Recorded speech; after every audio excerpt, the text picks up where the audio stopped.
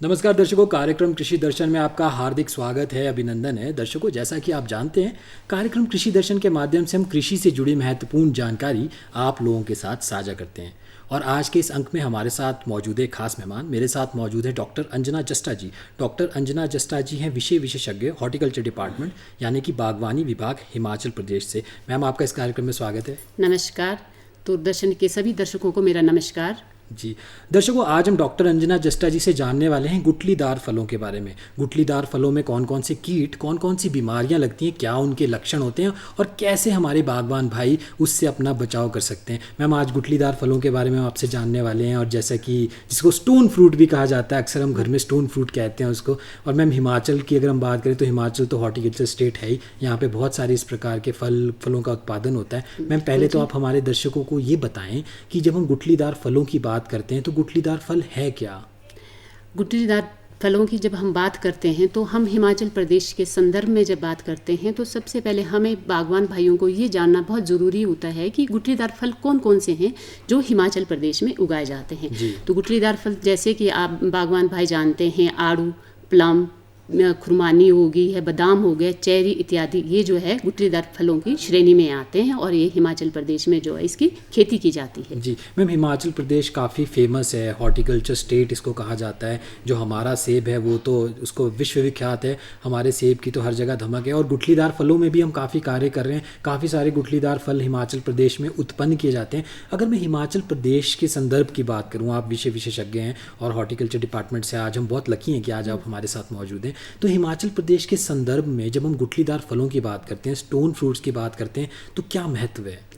अगर हम गुठलीदार फलों की बात करते हैं तो हमें सबसे पहले ये जानना बहुत ज़रूरी हो जाता है कि हिमाचल प्रदेश में जो है कितने क्षेत्रफल में जो है गुठलीदार फल की खेती की जाती है। तो आज के संदर्भ में जो बात करते हैं तो लगभग जो है हिमाचल प्रदेश में 22,000 हेक्टेयर जो है गुठलीदार फलों के अंतर्गत आता है। जहाँ तक हम इसकी उत्पादन की बात करते हैं तो लगभग जो है 27,000 मैट्रिक टन जो है इसका उत्पादन हिमाचल प्रदेश में होता है।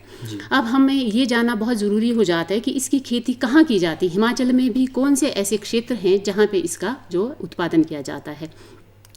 तो जो क्षेत्र हिमाचल प्रदेश में जो है कम से कम 1000 से 2000 मीटर की हाइट पे हैं, समुद्र तल से जिसकी ऊंचाई इतनी 1000 से 2000 मीटर की हाइट पे जो क्षेत्र रहते हैं वहाँ जो है गुठलीदार फल जो अच्छी तरह से उनकी खेती की जाती है। अगर हम जिलों की बात करें तो हिमाचल में जो है कुछ एरिया, जिला सोलन, सिरमौर, मंडी, कुल्लू, कांगड़ा और शिमला जिले के जो है मध्यवर्ती क्षेत्र में जो इसका उत्पादन किया जाता है। अगर हम इसकी महत्व की बात करें तो ये आजकल आप देख रहे होंगे कि बदलते मौसम से जो हमारा एप्पल लाइन जिसको हम बोलते हैं, जहाँ पे पहले एप्पल ग्रो किया जाता था, मतलब सेब का उत्पादन होता था, तो वो बेल्ट जो है ऊपर की ओर खिसक रही है। तो जो वो क्षेत्र हैं हमारे, वो जो है गुठलीदार फलों के लिए बहुत अच्छे हैं, क्योंकि हम जानते, बागवान भाई जानते हैं कि गुठलीदार फलों में जो है इतना ज़्यादा आपको मेहनत करने की ज़रूरत नहीं रहती है जितने की सेब में होती है। तो बागवान भाई जो है इसकी अच्छी तरह से खेती कर सकते हैं और एक बेस्ट ऑप्शन है बागवान भाइयों के लिए डाइवर्सिफिकेशन के लिए। अगर बागवानी में वो डाइवर्सिफिकेशन चाहते हैं, अपनी एक इनकम का जो है आय का एक रेगुलर स्रोत चाहते हैं कि उनकी इनकम जो है रेगुलर बनी रहे, तो उनके पास जो है गुठलीदार फलों के एक बेस्ट ऑप्शन है, उनको उगा सकते हैं। जी मैम, आपने गुठलीदार फलों की बात की, आपने डाइवर्सिफिकेशन की बात की, और आपने कहीं ना कहीं ये जिक्र भी किया कि जो सेब है, जो उसकी बेल्ट है, वो कहीं ना कहीं ऊपर बढ़ती जा रही है। अगर हम ज़िला शिमला की बात करें तो जो काफ़ी ऐसे क्षेत्र थे, जैसा कि आपने कोटखाई का जिक्र किया, कोटखाई के जो निचले क्षेत्र थे वहाँ पे सेब काफ़ी उत्पादन किया जाता था। अब धीरे धीरे जो बेल्ट है वो ऊंचे क्षेत्रों की तरफ जा रही है। तो मैम, जब हम डाइवर्सिफिकेशन की बात करते हैं, आप कह रहे हैं कि जितने भी बागवान भाई हैं वो डाइवर्सिफिकेशन करें अपनी क्रॉप में, सेब के साथ साथ इस प्रकार की क्रॉप्स भी लगाएं। तो मैम, मैं ये जानना चाहूँगा, क्या ये जो क्रॉप्स लगाने की जब हम बात करते हैं, गुठलीदार फलों की जो क्रॉप्स होती हैं, स्टोन फ्रूट्स की जो क्रॉप होती है, क्या वो लगाना आसान होता है? क्या उसमें ज़्यादा समय नहीं लगता? ये आपने बहुत अच्छा क्वेश्चन किया है, क्योंकि हम जानते हैं कि जब बागवान भाई सेब उत्पादन करते हैं तो सेब उत्पादन में जो है क्या होता है कि उसका रख रखाव जो है बहुत ज़्यादा कॉस्टली होता है आज के संदर्भ में बात करें, क्योंकि आजकल जो है स्प्रे, जितनी भी उस पर स्प्रे की जाती है, केमिकल डाले जाते हैं जिसको हम फफूंदनाशक या कीटनाशक जो भी डाले जाते हैं, तो बहुत महंगे भी होते हैं और बहुत ज़्यादा स्प्रे भी करनी पड़ती है, क्योंकि बदलते मौसम में जो है बीमारियाँ या कीट का बहुत ज़्यादा प्रकोप हो जाता जाता है। लेकिन जहाँ तक हमारे गुठलीदार फल होते हैं तो इसमें जो है इतनी ज़्यादा ना तो बीमारियाँ लगती हैं, ना तो कीट का प्रकोप रहता है, और इतने रख रखाव की भी ज़रूरत नहीं होती है। उस एरिया में या उनके जो खेत हैं, कुछ ऐसे खेत होंगे जहाँ पे सेब उत्पादन नहीं हो सकता या थोड़ा पथरीली सी ज़मीन है, तो उन एरियाज़ में भी जो है गुठलीदार फल उगाए जा सकते हैं, क्योंकि इसमें उतनी ज़्यादा मेहनत की ज़रूरत नहीं होती है जितनी कि सेब की रहती है। तो ये बेस्ट ऑप्शन है। आपने सेब का भी जिक्र किया और आजकल हम देख रहे हैं कि कहीं ना कहीं जो हिमाचल जो मशहूर था अपने सेब के लिए, अब कहीं ना कहीं हमारी चेरी भी सेब को एक कड़ी टक्कर दे रही है। बिल्कुल सही बोला आपने। अगर हम आजकल देखें तो मार्केट में चेरी जो है इतनी महंगी बिक रही है। या अभी कल परसों ही न्यूज़ आ रही थी कि भाई दिल्ली में तो जो है चेरी का जो डब्बा है वो 400 रुपये का बिक रहा है। तो हिमाचल के बागवानों के लिए बेस्ट ऑप्शन है कि वो आप चेरी भी उगा सकते हैं। जहाँ पे वो सेब की खेती नहीं करते हैं तो उस एरिया में वो जो है चेरी का उत्पादन भी कर सकते हैं। डॉक्टर साहब, जैसा कि आपने जिक्र किया जो गुठलीदार फल होते हैं उनको आप लगाएं तो कहीं ना कहीं एक आप अपनी अलग से आमदनी भी कमा सकते हैं और कहीं ना कहीं क्रॉप डाइवर्सिफाई भी हो सकती है। मैं आपसे ये जानना चाहूँगा, जब हम सेब का जिक्र करते हैं तो सेब में काफ़ी सारी ऐसी बीमारियाँ भी लगती हैं, काफ़ी रख रखाव की ज़रूरत भी होती है सेब की। जब हम गुठलीदार फलों की बात करते हैं तो उसमें कौन कौन सी ऐसी बीमारियाँ, कौन कौन से ऐसे कीट हैं जिससे हमारी जो प्रोड्यूस है, जो हमारी क्रॉप है, वो ख़राब हो सकती है? जहाँ तक हम गुठलीदार फलों की बात करते हैं तो इसमें जो है सेब, जितने सेब में बीमारी या कीट का प्रकोप होता है उतना इसमें नहीं होता, लेकिन फिर भी कुछ बीमारी और कीट ऐसे हैं जो हमारे गुठलीदार फलों को भी प्रभावित करते हैं। इसमें मुख्यतः जो है पीच लिप कर्ल हो गया है, या फ्रूट फ्लाई हो गया है, बोरर हो गए हैं, या प्लम स्केल हो गया है। इस तरह के कुछ हैं कीट या बीमारियां जो इसको जो है गुठलीदार फलों को प्रभावित करती हैं। तो फाइनली जो है फार्मर का जो फाइनल उत्पादन होता है, प्रोडक्शन होती है, उसको जो है इफेक्ट करती हैं कुछ बीमारियां और कीट इसमें होते हैं गुठलीदार फलों में। फिर भी आप मानते हैं कि कहीं ना कहीं सेब के मुकाबले जो गुठलीदार हमारे जो फल होते हैं, चाहे वो आड़ू हो, चाहे वो चेरी हो, चाहे फिर वो बादाम हो, वो कहीं ना कहीं सेब के मुकाबले काफ़ी, जिसको कहते हैं ज़्यादा हार्ड फ्रूट्स हैं, ईजिली आप उनको कल्टीवेट कर सकते हैं। ये बिल्कुल आपने सही बोला, क्योंकि हम देखें जैसे हम सेब की जब बात करते हैं तो सेब को हम शुरू से लेकर कि जब अभी वो डोमेंट स्टेज जिसको हम बोलते हैं, जब अब कभी उसमें अभी पत्ती भी नहीं आई होती, तब से लेकर हम उसमें स्प्रे करना शुरू कर देते हैं जब तक कि सेब हार्वेस्ट नहीं होता है, जब तक कि सेब की तुड़ाई नहीं होती है। इवन उसके बाद भी हम सेब की तुड़ान के बाद भी उसमें स्प्रे करनी पड़ती है, लेकिन इतनी ज़्यादा स्प्रे जो है हमारे गुठलीदार फलों में नहीं करनी पड़ती है। तो ये बागवान भाइयों को जो है इसका उत्पादन करना उतना मुश्किल नहीं होता जितना कि सेब का होता है। जी तो डॉक्टर साहब, जब हम जिक्र करते हैं बीमारियों की, जैसा आपने जिक्र किया कि काफ़ी कम बीमारियाँ गुठलीदार फलों को लगती हैं, बट जो हमारे बागवान भाई हैं वो लक्षण कैसे पहचाने कि जो हमारी जो फसल है कहीं ना कहीं उस पर किसी बीमारी का असर हो गया, कहीं ना कहीं जो कीट है उसका असर हो गया, लक्षण क्या हो रहते हैं? अब जब हम बागवान भाई, जब भी आपको लगता है कि हमारे बगीचे में जो है कुछ पौधों की जो ग्रोथ है, पौधा जो है ठीक ढंग से बढ़ नहीं रहा है या कुछ उसमें अबनॉर्मलिटी उनको दिख रही है, तो आप बागवान भाइयों को सलाह दी जाती है कि बागवान भाई जो है फ्रिक्वेंटली अपने बगीचे की जो है विजिट करें। ऐसे नहीं है कि भाई अपने घर में बैठ के देख लिया है कि शायद मेरे बगीचे में कुछ हो रहा है या मैं कोई भी स्प्रे कर दूं, ऐसा नहीं होता है। क्योंकि उनको अगर वो फ्रिक्वेंटली अपने बागीचे में जाएंगे तो उनको पता लगेगा कि उनके बगीचे में किस तरह की, कोई किसी बीमारी का प्रकोप है, किसी कीट का प्रकोप है, तो उसी हिसाब से जो है वो अपने बगीचे में स्प्रे कर सकते हैं, छिड़काव कर सकते हैं।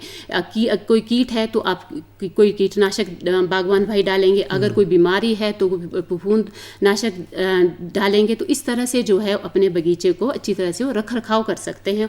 और इसके लिए क्या है उनके पास कि खुद तो वो लक्षण या कोई कीट का प्रकोप हो, कोई बीमारी का प्रकोप हो, बागवान भाई को इतना ज़्यादा उसका ज्ञान नहीं होगा, तो उनको ये सलाह दी जाती है कि जो बागवानी विभाग के कार्यालय हैं जो उनके घर के पास नज़दीक पड़ते हैं, ब्लॉक लेवल पे होता है या सर्कल लेवल पे होता है या जिले लेवल पे होता है, जहाँ भी उनको मतलब नज़दीक जाना है, या तो वो सैंपल को ले जाएं।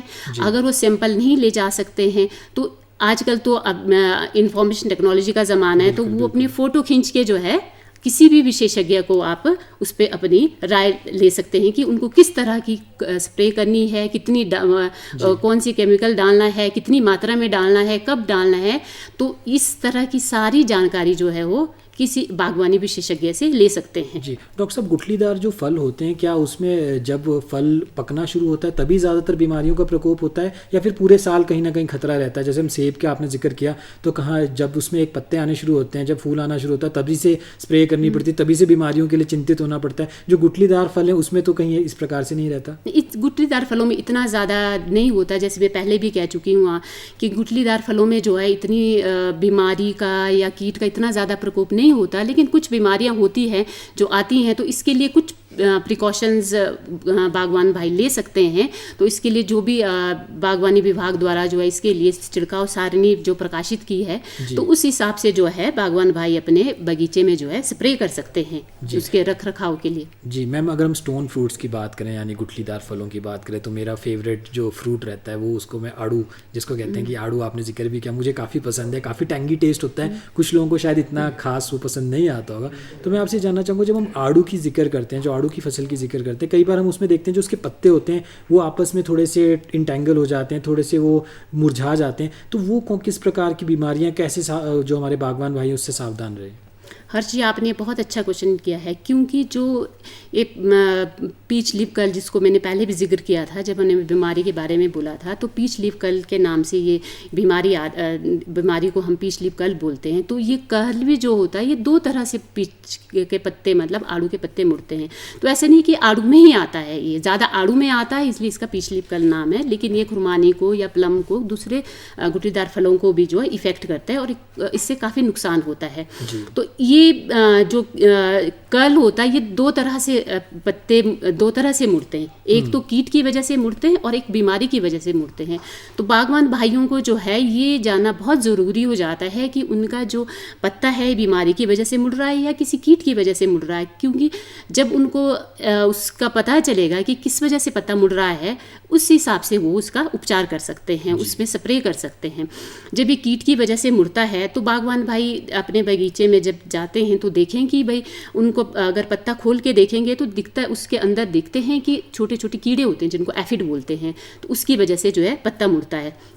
जो एफिड हुए कीड़े जो होते हैं ये क्या करते हैं, जब कलियां अभी खिल रही होती हैं तभी उस पर जो है उसका रस चूस लेती हैं, इसकी वजह से जो है हमारे पत्ते पीच के पत्ते जो मुड़ जाते हैं। जब ये पत्ते मुड़े होते जिन पेड़ों में ये इनका अटैक ज़्यादा रहता है, इनका प्रकोप ज़्यादा रहता है, तो उसमें या तो फल लगेंगे ही नहीं, जब फल लगेंगे तो बहुत कम लगते हैं और झड़ जाते हैं। इसकी वजह से बागवान भाइयों को जो है काफ़ी नुकसान झेलना पड़ता है। तो अगर अब हम बात करें कि भी कीट की वजह से पत्ता मुड़ गया है तो इसका उपचार भी हम कीट का ही उपचार करेंगे। तो कीट का उपचार के लिए हमें क्या करना है बागवान भाइयों को कि किसी कीटनाशक दवाई का स्प्रे करना, कीटनाशक का स्प्रे करना। कीटनाशक में जैसे कि आप मेटासिस्टॉक्स हो गई या पे रोगर हो गया तो इसकी स्प्रे करें। तो ये जो है आपकी ये 200 ml के हिसाब से 200 लीटर पानी में मिला के इसका स्प्रे करें। तो इसका स्प्रे करना कभी भी बहुत ज़रूरी हो जाता है। तो इसका स्प्रे जो है बागवान भाई फूल खिलने से कम 7 से 10 दिन पहले जो है इसका स्प्रे करें। और अगर उनको लगता है कि भाई अभी इसका जो प्रकोप है, इसका जो अटैक वो बहुत ज़्यादा है, ठीक नहीं हो रहा है, तो इसका स्प्रे जो है रिपीट भी कर सकते हैं जी। जब उनका पंखुड़ी पौधों पत्तों उस पर पीच के पत्तों में जो है वो गिर जाते तो उसके बाद जो है जिसको हम पेटल फॉल बोलते हैं, तो तब भी जो है बागवान भाई स्प्रे कर सकते हैं। अब दूसरी बात है जो हमने पहले ही बोला है कि एक पत्ता मुड़ता कीट की वजह से, दूसरा मुड़ता है आपके किसी बीमारी की वजह से। जब इस बीमारी की वजह से पत्ता मुड़ता है तो उस जो वो पत्ते होते हैं वो थोड़े से क्या होते हैं, सख्त से हो जाते हैं। बागवान भाई जो है पहचान सकते हैं कि हम जो इस पत्ता है पेड़ का ये थोड़ा मोटा सा हो गया और इसका थोड़ा रंग भी चेंज हो गया, उसका रंग थोड़ा चेंज हो जाता है, या पिंक कलर का हो जाएगा, गुलाबी सा थोड़ा रेड सा लाल से रंग का कलर हो जाता है। तो अब इसका उपचार भी हमने बीमारी के हिसाब से करना है। तो बीमारी के हिसाब से करने के लिए आप बागवान भाइयों को क्या चाहिए, तो पहले स्वस्थ पौधा ही लें। वो जब भी अपना बगीचा लगाएं तो स्वस्थ पौधा ही लें, और अगर वो कहीं से कलमें ला रहे हैं तो वो भी स्वस्थ पौधे ही की कलमें लाएं। दूसरी है कि जब बागवान भाई बगीचे में देखेंगे कि उनके पेड़ों के पे जो है इसका अटैक हो रहा है, इस बीमारी से उनके पौधे जो है ग्रस्त हो रहे हैं, तो उन टहनियों को काट के नष्ट कर ले जी। और इसके अलावा जो है इसकी लिए स्प्रे भी कर सकते हैं बागवान भाई। कार्बेंडाजिम करके केमिकल आता है वेविस्टीन, तो इसको जो है 100 ग्राम 200 लीटर पानी में घोल के जो है उसमें विंटर में जनवरी या फरवरी के टाइम में जो है स्प्रे भी कर सकते हैं। तो इस तरह से वो इस बीमारी से या इस कीट से जो है अपने बगीचे को बचा सकते हैं। जी डॉक्टर साहब, आपने जिक्र किया कि आप स्प्रे करें, आप दवाइयों का स्प्रे करें, आप अपने जो बगीचे में जाके जो आपकी पौध है उसका निरीक्षण ज़रूर करें। कहीं ना कहीं आपको समझ आ जाएगा कि कहीं ना कहीं हमारी जो पौध है वो ख़राब हो रही है नहीं हो रही है। मैं आपसे जानना चाहूँगा दवाइयाँ हम कहाँ से प्राप्त करें, क्योंकि अक्सर ये देखते हैं हम लोग कि लोग कई बार कंसल्ट नहीं करते और अपनी मर्ज़ी से बीमारी कोई और होती है, स्प्रे कुछ और हो जाती है। ये आपने बहुत अच्छा क्वेश्चन किया है कि आजकल बागवान भाइयों में जो कंपटीशन हो गया है, प्रतिस्पर्धा की, भाई ये दवाई डाल रहा है तो मैं भी डालूं, चाहे उसको उस दवाई के उसके बगीचे को ज़रूरत है कि नहीं है। ये बागवान भाई ज़रूर जान लें कि जब भी वो स्प्रे करें तो अपने बगीचे में जो है या तो किसी एक्सपर्ट की सलाह ज़रूर लें कि मुझे किस चीज़ की स्प्रे करनी चाहिए, या फिर बागवानी विभाग और यूनिवर्सिटी जो नोनी यूनिवर्सिटी विश्वविद्यालय उनके वो मिलके एक स्प्रे शेड्यूल निकालती है, छिड़काव सारणी निकालती है, हर साल सेब के लिए निकालती है और इस साल जो है स्टोन फ्रूट गुठलीदार फलों के लिए भी निकाला हुआ है। तो जो भी उसमें अनुमोदित दवाइयाँ हैं, अनुमोदित केमिकल्स हैं, उनको ही डालें, अपनी मर्जी से ना डालें। तो जो ये केमिकल हैं, जैसे आपने प्रश्न पूछा है कि कहाँ उपलब्ध होते हैं, तो ये हर जगह छोटे से छोटे गांव में, कस्बे में, मार्केट में कहीं भी जो है केमिकल की पेस्टिसाइड की दुकानें रहती हैं, तो वहाँ से जो बागवान भाई ये खरीद सकते हैं।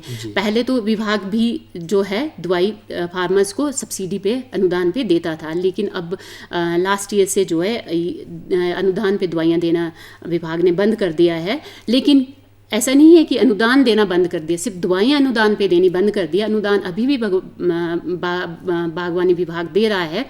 अगर आप बागवान भाई किसी दुकान से, पेस्टिसाइड शॉप से जो है अपना पेस्टिसाइड खरीदता है, केमिकल खरीदता है, तो उसके लिए जो है वो उसका अपना बिल जो है और अपना उद्यान कार्ड जो है अपने जो नज़दीकी उनका ब्लॉक है वहाँ सबमिट कर दें, तो उस पे जो है उनको 50% जो अनुदान मिलेगा। तो जैसे अगर हम टेम्परेट फ्रूट्स की बात करें, टेम्परेट फ्रूट्स में हमारे जैसे सेब, नाशपाती या गुठलीदार फल आते हैं, तो इनके लिए अभी तक जो विभाग के योजना थी, तो बागवानी विभाग जो है इस पे 1 हेक्टेयर के लिए जो है 4000 की अनुदान राशि देता था। और जो सब ट्रॉपिकल फ्रूट्स रहते हैं जैसे मैंगो हो गया, सिट्रस हो गए, तो इनके लिए जो है 1 हेक्टेयर के लिए 2000 की अनुदान राशि जो है दी जाती थी, अभी तक जो बागवानी विभाग जो दे रहा था। डॉक्टर साहब, आपने जिक्र किया कि दवाइयाँ आप हमेशा जो भी पेस्टिसाइड स्टोर है वहाँ से ले और अनुदान आपको विभाग के द्वारा आप प्राप्त कर सकते हैं। मैं ये जानना चाहूँगा, जब हम आड़ू की बात करते हैं, जो गुठलीदार फल है, आड़ू कई बार हम देखते हैं जो फल होता है उसके अंदर कीड़ा होता है, तो वो किस प्रकार की बीमारी है, उससे किस प्रकार से जो हमारे बागवान भाइयों ने सावधान रहना चाहिए? ये जो कीड़ा है, जैसे मैं पहले भी बोल चुकी हूँ कि इसको हम फ्रूट फ्लाई के नाम से भी जानते हैं, जैसे आड़ू की फल मक्खी भी मतलब इसको कहते हैं। तो ये मक्खी होती है आड़ू को ही नहीं, अन्य गुठलीदार फलों को भी इफ़ेक्ट करती है। तो ये जो मक्खी होती है क्या करती है कि जब फल पक रहे होते हैं उनमें अंडे दे देती है। जब वो उन अंडों से शिशु निकलते हैं तो क्या करते हैं, वो उसके गुद्दे को खाना शुरू कर देते हैं, फल के गुद्दा खाना शुरू कर देते हैं, जिसको पल बोलते, उस पर अटैक करते हैं, उसको खाते हैं। तो इस तरह का फल होगा वो जल्दी सड़ जाएगा और गिर जाएगा। तो इससे बागवान भाइयों को जो है बहुत नुकसान हो जाता है, क्योंकि वो अभी उसका फल पौधे में था और कुछ टाइम के बाद जो गिर गया है, तो वो उसको कोई आमदनी तो हुई नहीं है, उसको तो सारा नुकसान हो गया है। तो ये बहुत नुकसानदायक कीड़ा है एक गुठलीदार फलों के लिए। जी डॉक्टर साहब, क्या कोई ऐसी बीमारियां भी होती हैं जो कहीं ना कहीं जो तने होते हैं गुठलीदार फलों के, उन पे भी नुकसान करते हैं, कहीं ना कहीं इस प्रकार से पूरे जो पेड़ है उसके ऊपर खतरा बन जाती है? ये बहुत अच्छा क्वेश्चन किया आपने, क्योंकि जो गुठलीदार फलों में होते हैं ये पत्ते, या हम जैसे अभी हमने बोला फलों में ही जो है फलों को ही प्रभावित नहीं करते हैं, इसके तनों को भी प्रभावित करते हैं, जिसको हम छेदक कीट कहते हैं, क्योंकि ये छेद कर देते हैं हमारे जो उसके गुठलीदार फल होते हैं, चाहे आपका प्लम हो गया, खुरमानी हो गया, ज़्यादा आड़ू हो गए, इस तरह जो भी ये गुठलीदार फल हैं, इनको जो है इनके तनों पे या टहनियों पे छेद कर देते हैं। तो लेकिन बागवान भाई को कैसे पता चलेगा कि हमारा जो बगीचा है, हमारे जो पौधे हैं वो उस पर छेद हुआ है या छेदक कीट का प्रकोप है। तो इसके लिए बागवान भाई, जैसे पहले भी कह चुकी हूँ, कि आप फ्रिक्वेंटली अपने बगीचे की विजिट करें, अपने बगीचे का निरीक्षण करें कि उनमें किस तरह की कोई बीमारी तो नहीं, कोई किस तरह के कीट का प्रकोप तो नहीं है। तो जब इस छेदक कीट का प्रकोप होगा तो वहाँ थोड़ा बुरादा सा निकला होता है, तो बागवान भाई पहचान सकते हैं कि भाई इसमें किसी तरह के हमारे छेदक कीट का प्रकोप है। तो अब बागवान भाई इसके लिए बचाव के लिए कर सकते हैं कि आप जब इन कीट का प्रकोप हो जाता है, जहाँ भी छेद हों तो उन छेद को पहले तो साफ कर लें, किसी लचीली तार से कर लें, फिर उसमें पेट्रोल में रुई को भिगो के उसमें डाल दें और उसको किसी गीली मिट्टी वगैरह का लेप लगा दें। तो इस तरह से जो है अपने पौधों को वो बचा सकते हैं।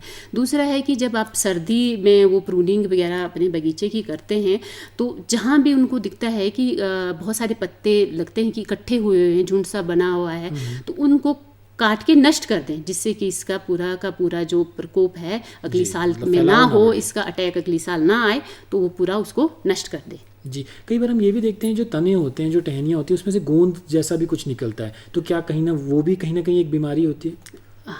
ये आपने बड़ा अच्छा क्वेश्चन किया है, क्योंकि हम देखते हैं कई बारी कि तने से भी गोंद निकल रहा होता है, कई बारी टहनियों से भी गोंद निकल रहा होता है, कई बारी फ्रूट से भी, खासकर आड़ू में अगर बागवान भाइयों ने देखा होगा कि आड़ू से भी जो है गोंद निकल रहा होता है। तो ये एक बैक्टीरियल गमोसिस के नाम से ये समस्या रहती है, इसको बैक्टीरियल गमोसिस बोलते हैं, या आप जीवाणु भी है, बैक्टीरिया को हम जीवाणु भी बोलते हैं, जीवाणु गोंदित रोग भी इसका नाम है।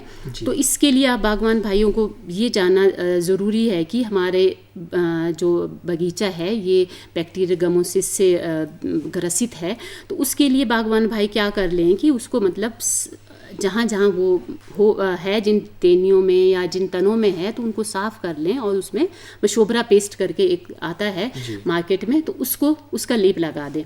दूसरा है कि इसके लिए वो स्प्रे भी कर सकते हैं। जुलाई अगस्त में आप बागवान भाई जो मार्केट में कॉपर ऑक्सीक्लोराइड आता है या स्टेप्टोसाइक्लिन आता है, तो इसकी स्प्रे भी जो है अपने बगीचे में कर लें, जिससे कि वो इस बीमारी से निजात पा सकते हैं। जी डॉक्टर साहब, आप जाते जाते हमारे जो बागवान भाई हैं उनको क्या संदेश देना चाहेंगे? बागवान भाइयों को शायद मैं हर बार ही यही संदेश देती हूँ जब भी मैं आपके इस प्रोग्राम में आती हूँ या कहीं और भी बागवानों से रूबरू होती हूँ। सबसे पहले तो बागवान भाई कभी भी किसी एक दूसरे की देखा देखी में कोई भी केमिकल प्रयोग ना करें, क्योंकि केमिकल फाइनली तो एक जहर है। कि इसका मतलब कि जब हम जहर डाल रहे हैं पौधों में, तो खाना किसने, वो हम सब ने, हम उपभोक्ता हैं, तो हम सब मतलब जहर खा रहे हैं। तो कम से कम जो है दवाई का प्रयोग करें, और जो दवाई का प्रयोग करना है वो छिड़काव सारणी के अनुसार करें, क्योंकि उसमें जो है वो छिड़काव सारणी एक किसी साइंटिस्ट ने या वैज्ञानिक ने या विशेषज्ञ ने जो है तैयार की होती है। और उसमें दूसरी बात ये रहती है कि जो उसकी मात्रा होती है कि कितने पानी में हमने कितना केमिकल डालना है, तो वो एक निश्चित मात्रा होती है, तो उतनी ही मात्रा डालें, उससे ज़्यादा नहीं डालें, क्योंकि उससे ज़्यादा तो उनका अपना टाइम वेस्ट भी है, पैसों का नुकसान भी है, तो और जहर भी हम लोगों को खिला रहे हैं। तो इससे अच्छा है कि आप उसके अनुसार ही जो है छिड़काव करें। डॉक्टर अंजना जस्टा जी, आप हमारे इस कार्यक्रम में इसके लिए बहुत बहुत शुक्रिया। धन्यवाद। तो दर्शकों, आज के कृषि दर्शन कार्यक्रम में बस इतना ही। अब मुझे दीजिए इजाज़त। नमस्कार।